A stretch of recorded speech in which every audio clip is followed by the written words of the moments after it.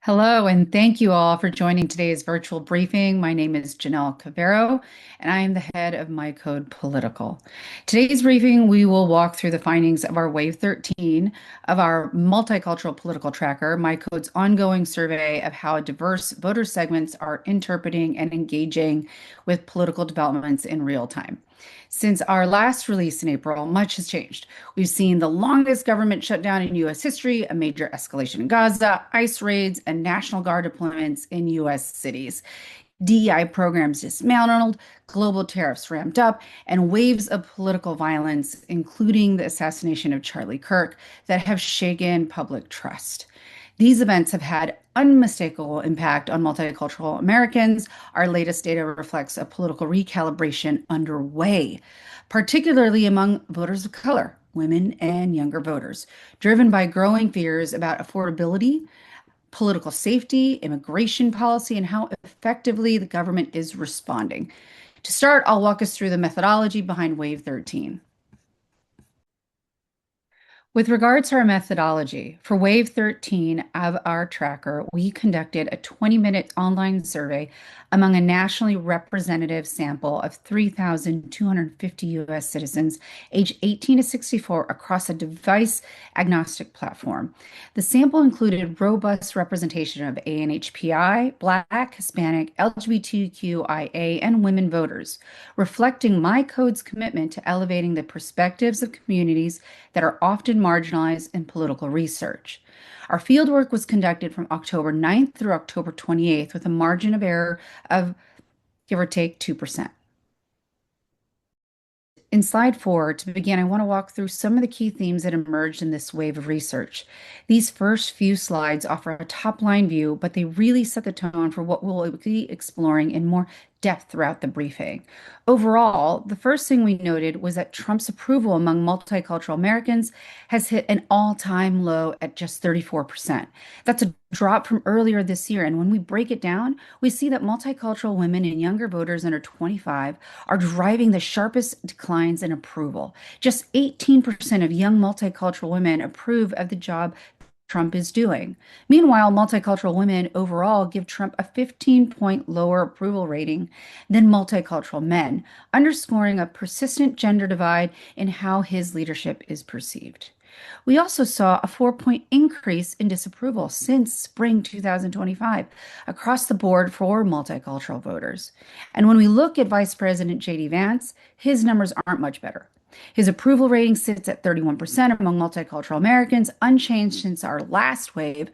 But what stands out is that our quarter of respondents still say they're not sure about how they're feeling about him. Among NHPI and LGBTQIA plus Americans, however, disapproval has jumped by 3 points since spring. Now, the takeaway here is that both Trump and Vance are struggling to maintain favor with multicultural constituencies, and for many, that jury is still out on Vance entirely. Now, in slide 5, next we asked multicultural Americans which issues were most significantly impacting them and their families. And the answer was loud and clear. Economic stress is the top concern. Respondents reported worsening conditions over the past 6 months when it comes to price inflation, job stability, access to healthcare, affordable housing, crime, and immigration. More than half of all respondents said these issues have gotten worse, and a majority also said they do not approve of how the government is handling them. That includes dissatisfaction with the administration's response to inflation, gun violence, and healthcare access. Multicultural voters are also worried about the future of work. There's a growing anxiety around job security, automation, and a changing job market, especially among younger adults and multicultural men. So we're seeing a picture emerge of deep financial stress paired with the rising disillusionment about how national leaders are responding. Now, when it comes to perceptions about the current political landscape, our data is showing that concerns about political violence have become more widespread, especially among LGBTQIA plus and multicultural Americans. Over half of the respondents said they believe their communities are at higher risk of being targeted by political violence. And large majorities said they were worried about the rise in threats, hate crimes, and intimidation. We're also seeing signs of withdrawal from political dialogue as a result. While 75% of multicultural Americans say they're interested in politics, more than 60% say they feel overwhelmed by the sheer volume of political news. And many are stepping back from political discussions. Compared to last year, a third of multicultural Americans now say they feel less safe discussing politics, both online and in person. That number is even higher among ANHPI voters, 41% feeling less safe online and 45% less safe in person. All of this speaks to a climate where people care deeply about the stakes, but don't feel comfortable voicing those concerns in the open. Now, in slide 6, when it comes to how multicultural Americans are engaging with politics, social media continues to be the dominant space, but with some important generational and demographic differences. YouTube is still the most popular platform for discovering political news, especially among older adults. But for younger multicultural voters under 25, TikTok at 60% and Instagram at 59% are far more popular than YouTube or Facebook. Instagram, for example, is 12 percentage points more popular with multicultural youth than it is with non-multicultural youth. And nearly a quarter of younger respondents say they also use Snapchat to access political information. We also found that 44% of multicultural Americans are politically engaged on social media, with the highest engagement coming from the 25 to 34 age group and the lowest from those aged 45 to 54. Interestingly, while most still prefer to privately engage with political content, more than half say they do post or comment publicly, even as concerns about safety rise. Now, on slide 7, turning to immigration, this continues to be one of the most personally resonant and emotionally charged issues for multicultural voters. 43% of respondents said they disapprove of how the government is enforcing deportations, and that number has gone up 4% since spring 2025. Nearly the same share, 44%, disapprove of the administration's rhetoric around targeting criminals, especially when non-criminals continue to be detained in practice. And the personal stakes are high. 36% of respondents said they know someone directly impacted by Trump's immigration policies. That number jumps to 44% for Hispanic Americans and 51% for LGBTQI Americans. There's also strong support for long-term solutions. 71% of multicultural voters said they favor creating a pathway to citizenship, compared to just 14% who want to focus on border enforcement alone. So again, this is a deeply human issue for many respondents and one that cuts across party lines when it involves real people and real lives. In slide 8, new to this cycle, we also asked respondents about key issues dominating the news cycle. And here's what we learned. 61% of multicultural Americans expect global tariffs to raise prices, signaling deep concern over the impact of trade policy on day-to-day affordability. On marriage equality, 45% support codifying same-sex marriage into federal law, with only 14% saying it should be overturned, showing broad support for protecting LGBTQIA rights. When asked about the Epstein files, 60% said they believe the government has not been transparent, and more than 40% hold Trump and the Justice Department directly responsible. And when it comes to Gaza, 78% of multicultural Americans said they want their elected officials to take a bolder stand. Among 25 to 44-year-olds, that support climbs even higher. These data points reveal a landscape where multicultural voters are tracking a wide range of issues and are demanding clarity, accountability, and representation in how those issues are addressed. In slide 9, shifting to civic engagement, the data here show that multicultural Americans are both participating in democracy and feeling disillusioned by it. If the election were today, this is one of the most important findings. Half of multicultural voters said they would change their vote from 2024. For them, the number one reason was dissatisfaction and how the administration has handled immigration and other post-election policies. In contrast, non-multicultural voters who would change their vote cited learning new information about their candidate that they didn't know before. When asked why they didn't vote, two key figures stood out. Multicultural men said they didn't think their vote would make a difference, and multicultural women said they simply weren't interested in the election. These insights reflect a clear disconnection from political leadership and narratives, especially among younger women. So, what does this all mean going forward? The data show frustration, but there's also a resilient sense of hope. Multicultural Americans want to feel optimistic about the next election, and they're looking for leaders who can give them a reason to believe again. In slides 10 to 26, we're going over the impressions of today's political landscape. In slide 11 and 12, Trump's approval and disapproval trends. Let's now shift to how multicultural voters are evaluating today's political leadership. And we'll start with President Trump. As mentioned in the executive summary, Trump's approval has dropped to just 34%, while 50% of non multicultural Americans still approve of his job performance. That's a striking 16-point gap. More notably, disapproval among multicultural Americans has risen across every segment since our spring tracker. Disapproval among ANHPI and Black Americans is up to 4 points each, while Hispanic Americans are up to 3.2 points. LGBTQIA voters are also showing slightly higher disapproval than last wave. So, what does this tell us? It reinforces a growing dissatisfaction and reinforces what we described earlier. A political recalibration is underway and it's accelerating. When we look at the data of age and gender, things get even more pronounced. Approval for Trump craters among young multicultural women coming in at just 18%. This is the lowest of any group surveyed. And in a consistent trend we've seen across multiple waves, multicultural women overall give Trump a 15-point lower approval rating than multicultural men, 27% compared to 42%. Younger non-multicultural men, traditionally one of Trump's stronger groups, also show weakening support, with those under 25 giving him just 47% approval versus the 57% for older men. One interesting note here, young multicultural men are more favorable toward Trump than older multicultural men, suggesting that political identity in younger male voters may be shifting along different lines than older counterparts. In slides 13 and 14, we're going over J.D. Vance's approval. When we turn to Vice President J.D. Vance, the story is a little more complex, but just as telling. His approval among multicultural Americans is low, only 31%, and his disapproval sits at 43%, with 26% still undecided. That not sure group is significant.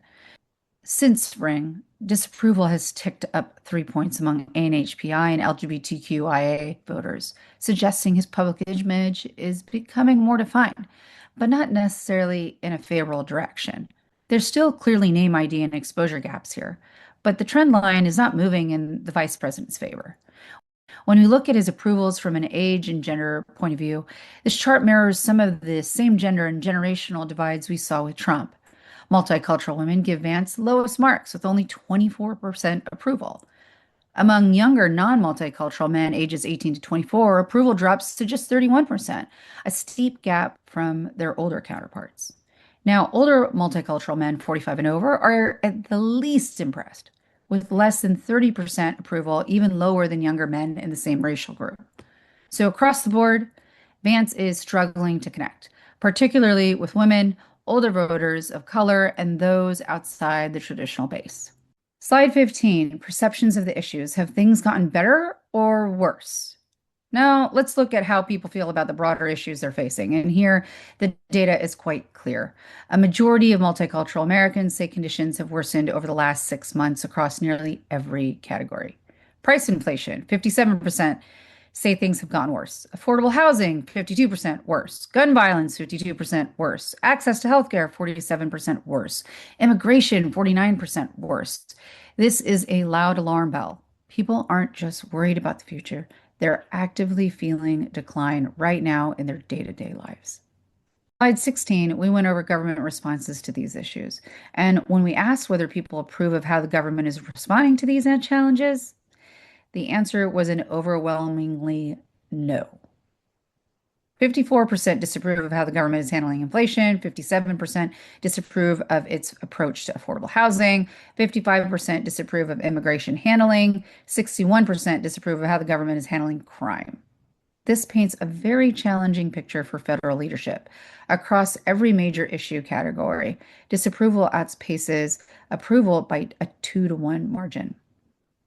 In slide 17, what's impacting families most? We then asked respondents which of these issues impacting you and your family most. Unsurprisingly, economic stress dominate the list. 81% name some form of economic concern, whether that's inflation, job security, healthcare costs, or financial stability. Nearly 40% specifically cited costs of everyday goods, and a third mentioned job market stress and career uncertainty. There's also meaningful anxiety around housing affordability and access to mental health care, especially among younger and LGBTQI voters. This is where we begin to see the disconnection between policy perception and personal stress. It's not theoretical, it's deeply personal. In slide 18, political violence and risk perception. Different to this year's survey comes a newer but fast rising concern: political violence. 57% of multicultural Americans and 61% of LGBTQIA voters say they are concerned about political violence in the US today. Even more striking is that 52% of multicultural respondents believe their community is at a heightened risk of being targeted by political violence. Among LGBTQIA Americans, that number is 61%. This is more than fear. It's a crisis of public trust and safety, and it's affecting how people show up or choose not to in political spaces. Slide 19, political news fatigue. What isn't surprising when we take into account the news cycle of day-to-day coverage, here's where we see the fear and fatigue materialize. Yes, 74% of multicultural Americans say they're interested in politics, and that's remained high across waves. But interest is not the same as energy, because at the same time, 62% say they feel overwhelmed by the volume of political stories coming at them every day. This fatigue is even more acute among LGBTQIA Americans at 72%, ANHPI at 65%, Hispanic voters 64%. This duality, being engaged and exhausted, is reshaping how voters take in information, trust messengers, and make political decisions. It's something we'll be tracking in the future waves. In slides 20 to 22, political discourse safety and polarization. Amid a political climate marked by rising polarization and social tension, many multicultural Americans report feeling increasingly unsafe discussing politics, both online and in person. A third of multicultural Americans report feeling less safe discussing politics both online and in person compared to 2024, with ANHPI communities especially impacted. 41% feel less safe online, 45% in person. The primary reasons cited are fear of retaliation/backlash at 61%, concern over what is quote unquote safe to say publicly, 47%, and heightened political polarization at 32%. Conversely, those who feel more safe attribute this to feeling more informed and confident in their views, 41%, and finding like-minded communities to engage with politically, 38%. In slides 23 to 26, where multicultural voters go for political news. This dynamic, being politically engaged but emotionally drained, is also changing where and how multicultural Americans seek out political content. YouTube remains the leading platform for political news at 59%, followed by Facebook at 53%, Instagram at 47%, and TikTok at 44%. For younger voters aged 18 to 24, TikTok and Instagram dominate, underscoring generational shifts in media habits. At the same time, nearly half, 44% of multicultural Americans say they are politically active on social media, while 56% post or comment publicly, and even larger share, 62%, engage more passively, reading, watching, or sharing content without posting themselves. In other words, voters are paying attention, but not always visibly. Political discourse is increasingly private, visual, and platform specific, shaped by both media fatigue and rising concern over safety. In slides 28 to 32, immigration policies and personal impact. Heading into this section, we should note that these feelings or fear of fatigue don't exist in a vacuum. They're intensified when voters witness government action that feels punitive, discriminatory, or disconnected from their values. Nowhere is there more evident than in immigration policy, where multicultural communities are increasingly vocal in their disapproval of both the rhetoric and the reality of enforcement. In slide 28, we go over disapproval of government handling of immigration. More than half of multicultural Americans, 54%, disapprove of how the U.S. government is currently handling immigration policy. And that disapproval is even stronger in certain communities. NHPI at 56% disapprove, Black 54% disapprove, Hispanic 53% disapprove. By contrast, non-multicultural Americans are evenly split. 43% approve, 43% disapprove. This growing divide highlights that multicultural voters across race and ethnicity are more dissatisfied with immigration policy and likely more critical of the status quo. In slide 29, disapproval of deportation enforcement. This content sharpens when we ask about deportation enforcement specifically. 43% of multicultural Americans disapprove of how deportations are being enforced today, a 4-point increase since spring 2025. Disapproval is especially strong among Hispanic voters at 45%, Black voters 41%, ANHPI voters 40%. Even among those not personally impacted, there is a clear discomfort with the implementation of immigration enforcement, particularly with communities that have historically been targeted or disproportionately affected. In slide 30, disapproval of detaining non-criminals. While politicians claim they are, quote unquote, only deporting criminals, multicultural voters aren't convinced. Nearly half, 44%, disapprove of the practice of detaining non-criminal, undocumented immigrants. NHPI at 48% disapprove, LGBTQIA 46%, Hispanic at 45%, and Black at 42%. Total multicultural disapprove at 44%. This finding reflects a disconnect between the political messaging and what communities actually experience and believe about how immigration is enforced. In slide 31, personal connection to Trump era policies. This isn't an abstract issue for many voters. More than 1 in 3, 36% of multicultural Americans say they know someone who was personally affected by the Trump era immigration policies.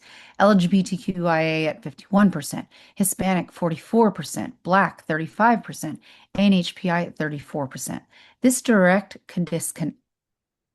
direct connection, knowing someone impacted, is likely a key driver of both emotional resonance and political urgency around immigration issues in these communities. Slide 32, policy preference, reform versus enforcement. When asked what direction the government should take on immigration, 71% of multicultural Americans say the priority should be reforming the system to create a pathway to citizenship. Only 14% say enforcement and border security should come first. This preference holds across all key segments: Hispanic 70%, Black 68%, ANHPI 66%, LGBTQIA at 73% prefer reformation. The overwhelming takeaway: these voters are aligned not just in disapproval of policy execution, but in proactive vision for a more humane, inclusive, and long-term solution to immigration. In slides 34 to 39, issues in the news to this wave, we wanted to spotlight several flashpoint issues that have dominated recent headlines and drawn sharp reactions from multicultural voters, from trade policy and civil rights to government transparency and the crisis in Gaza. These questions are shaping voter sentiment in real time. Here's how respondents are reacting. In slide 34, tariffs and prices. 61% of multicultural Americans say that they expect global tariffs to increase prices, showing strong concern about rising costs tied to trade policy. ANHPI Americans are especially sensitive in this.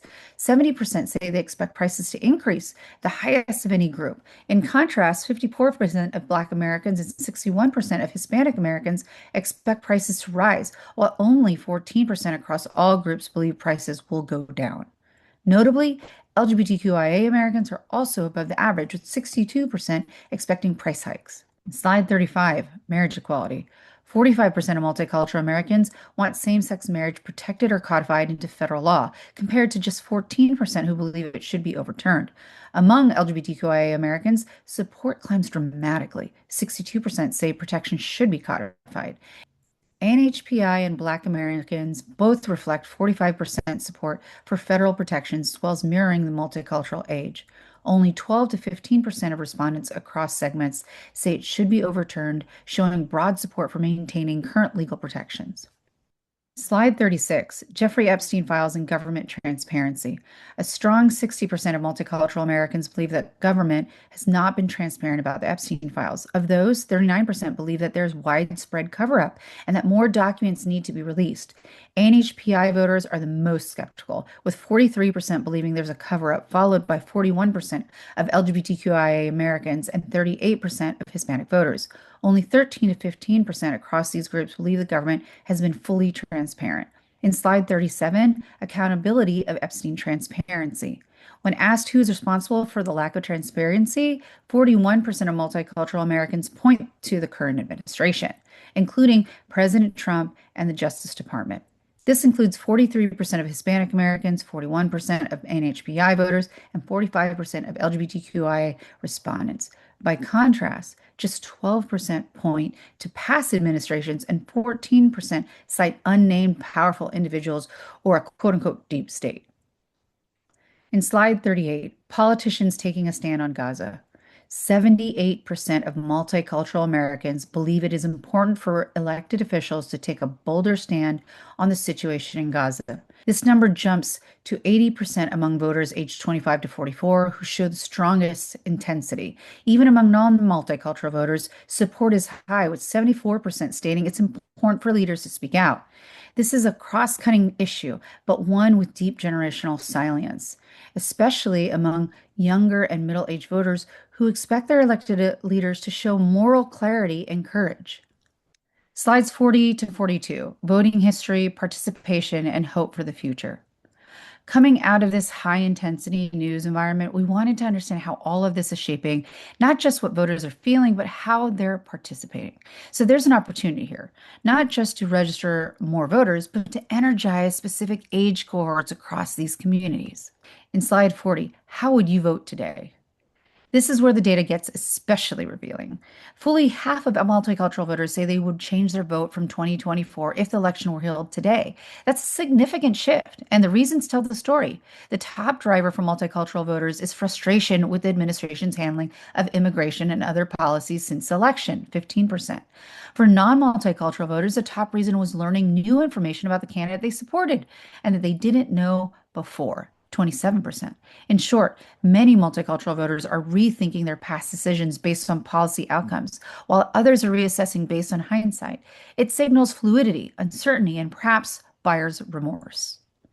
In slide 41, why didn't you vote in 2024? Among those who didn't vote in the last presidential election, we see two diverging reasons that reflect different kinds of dissent engagement. Multicultural men most commonly said they didn't think their vote would make a difference at 25%. Multicultural women, by contrast, were more likely to say they weren't just interested in the election, which is 23%. Other notable reasons, including disliking the candidates, 19%, forgetting to vote, 12%.